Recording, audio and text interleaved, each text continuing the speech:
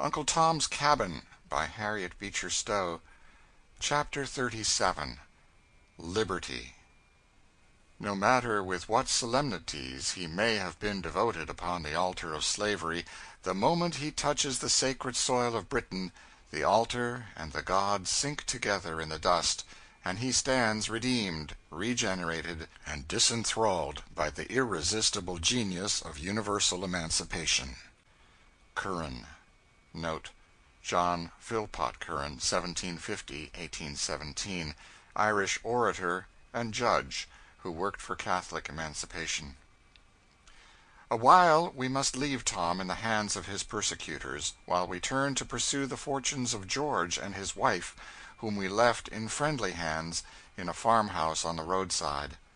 Tom Locker we left groaning and tousling in a most immaculately clean Quaker bed, under the motherly supervision of Aunt Dorcas, who found him to the full as tractable a patient as a sick bison.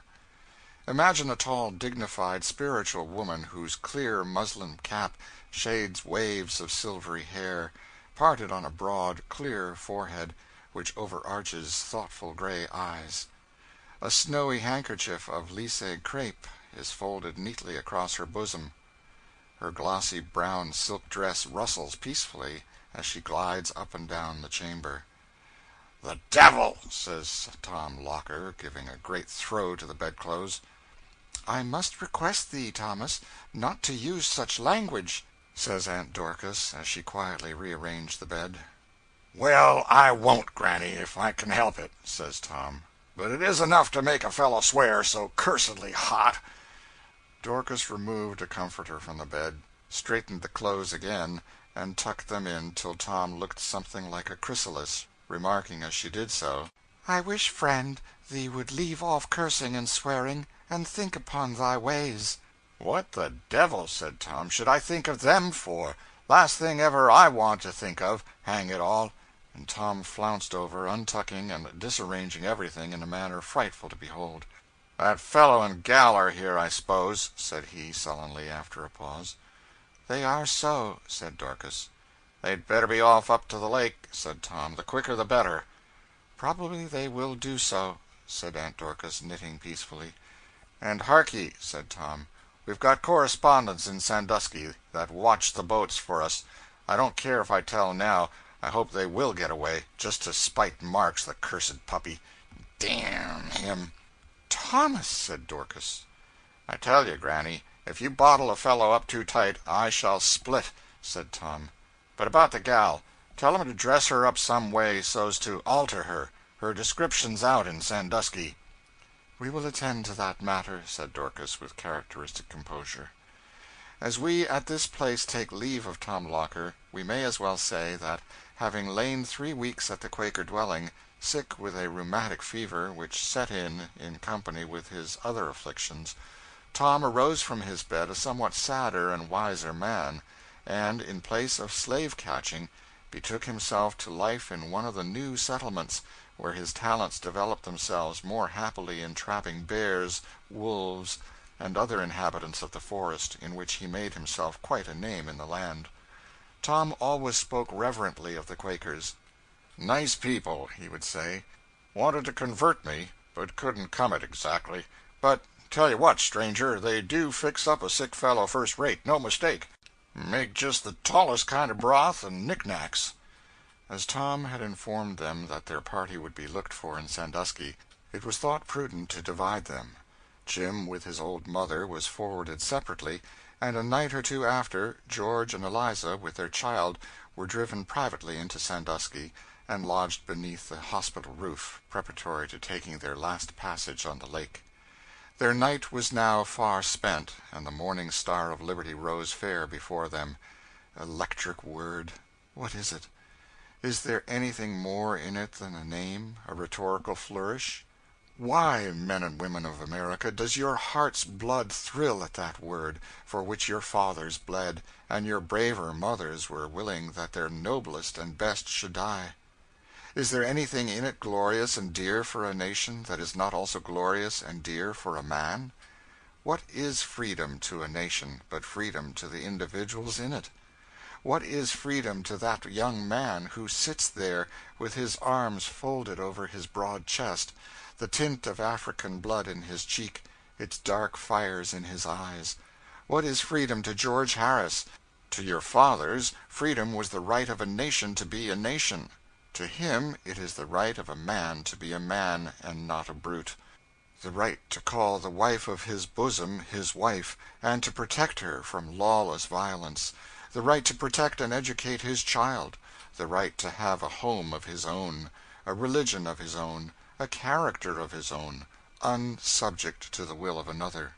All these thoughts were rolling and seething in George's breast as he was pensively leaning his head on his hand, watching his wife, as she was adapting to her slender and pretty form the articles of man's attire, in which it was deemed safest she should make her escape. "Now for it," said she, as she stood before the glass and shook down her silky abundance of black curly hair. "I say, George, it's almost a pity, isn't it?" she said, as she held up some of it playfully. "Pity it's all got to come off." George smiled sadly and made no answer. Eliza turned to the glass, and the scissors glittered as one long lock after another was detached from her head. "There, now, that'll do," she said, taking up a hairbrush. "Now for a few fancy touches. There, ain't I a pretty young fellow?" she said, turning around to her husband, laughing and blushing at the same time. "You always will be pretty, do what you will," said George. "What does make you so sober?" said Eliza, kneeling on one knee and laying her hand on his. "We are only within 24 hours of Canada, they say. Only a day and a night on the lake, and then oh, then!" "Oh, Eliza," said George, drawing her towards him, "that is it.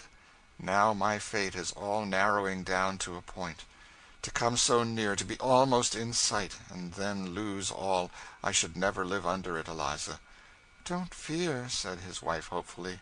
"The good Lord would not have brought us so far if he didn't mean to carry us through. I seem to feel him with us, George." "You are a blessed woman, Eliza," said George, clasping her with a convulsive grasp. "But, oh, tell me, can this great mercy be for us? Will these years and years of misery come to an end? Shall we be free?" "I am sure of it, George," said Eliza, looking upward, while tears of hope and enthusiasm shone on her long dark lashes. "I feel it in me that God is going to bring us out of bondage this very day." "I will believe you, Eliza," said George, rising suddenly up. "I will believe. Come, let's be off." "Well, indeed," said he, holding her off at arm's length and looking admiringly at her. "You are a pretty little fellow.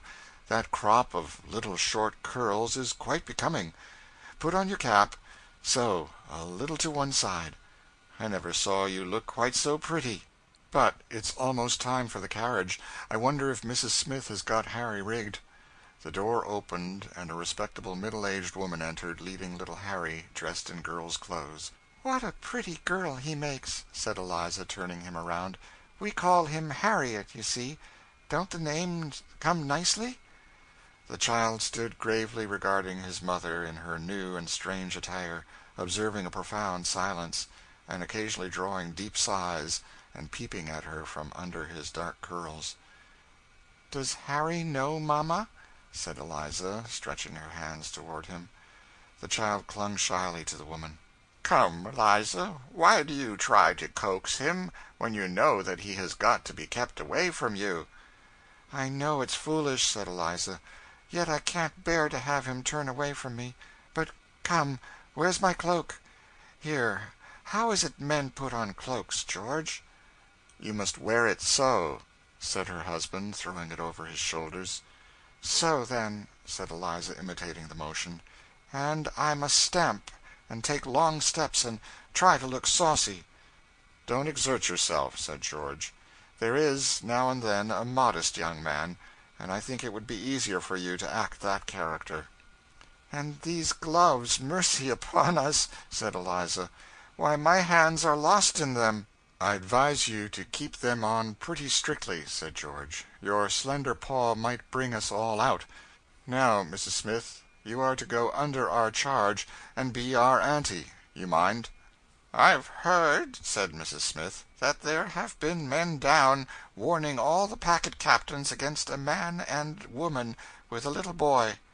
"They have," said George. "Well, if we see any such people, we can tell them." A hack now drove to the door, and the friendly family who had received the fugitives crowded around them with farewell greetings. The disguises the party had assumed were in accordance with the hints of Tom Locker.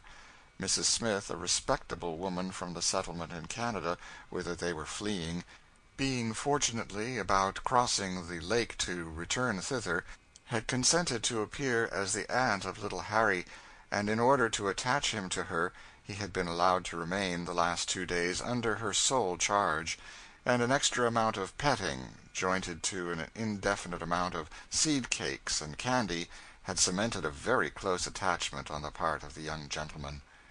The hack drove to the wharf. The 2 young men, as they appeared, walked up the plank into the boat, Eliza gallantly giving her arm to Mrs. Smith, and George attending to their baggage. George was standing at the captain's office, settling for his party, when he overheard 2 men talking by his side. "I've watched every one that came on board," said one, "and I know they're not on this boat." The voice was that of the clerk of the boat. The speaker whom he addressed was our sometime friend Marks, who, with that valuable perseverance which characterized him, had come on to Sandusky, seeking whom he might devour. "You would scarcely know the woman from a white one," said Marks. "The man is a very light mulatto. He has a brand in one of his hands." The hand with which George was taking the tickets and change trembled a little, but he turned coolly round, fixed an unconcerned glance on the face of the speaker, and walked leisurely toward another part of the boat, where Eliza stood waiting for him. Mrs. Smith, with little Harry, sought the seclusion of the ladies' cabin, where the dark beauty of the supposed little girl drew many flattering comments from the passengers.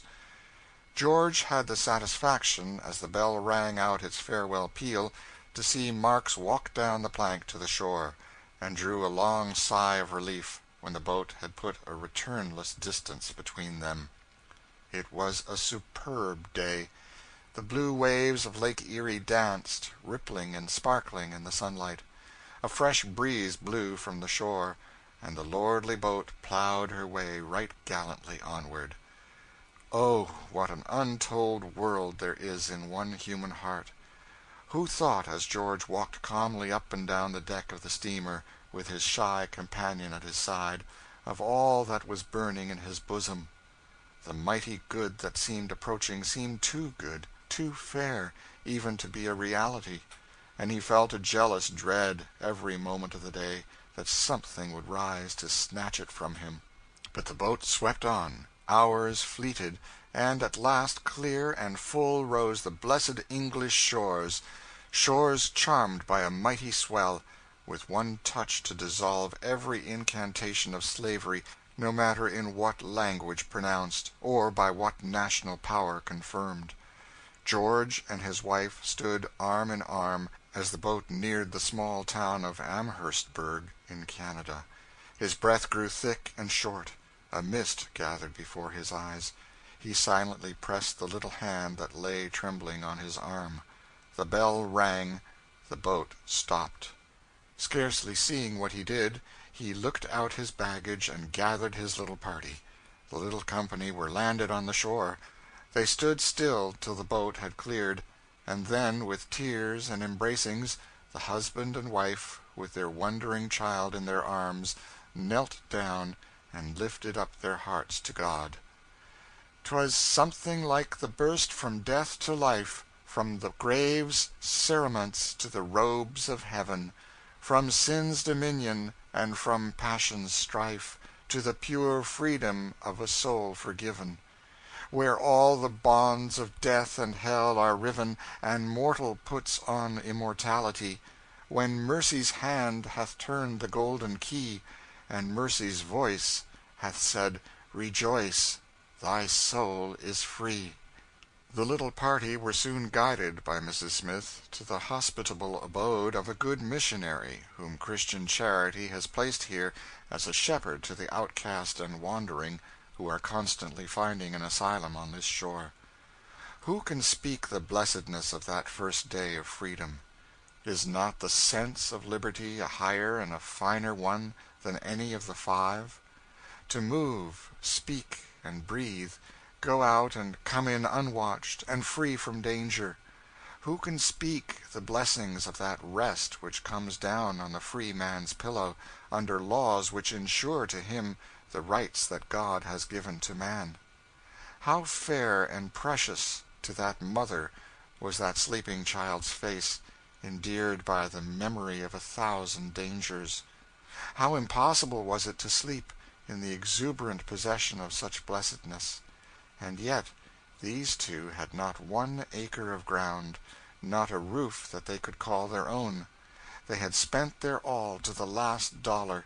They had nothing more than the birds of the air or the flowers of the field. Yet they could not sleep for joy. Oh, ye who take freedom from man, with what words shall ye answer it to God? End of chapter 37.